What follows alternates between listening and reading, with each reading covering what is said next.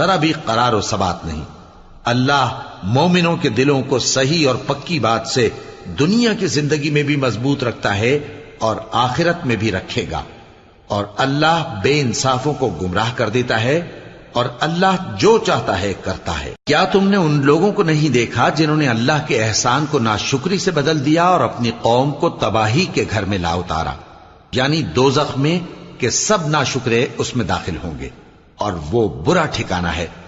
اور ان لوگوں نے اللہ کے شریک مقرر کیے کہ لوگوں کو اس کے رستے سے گمراہ کریں۔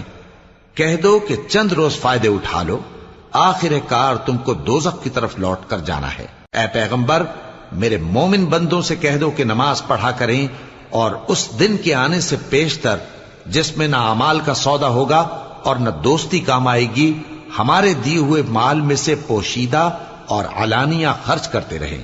اللہ ہی تو ہے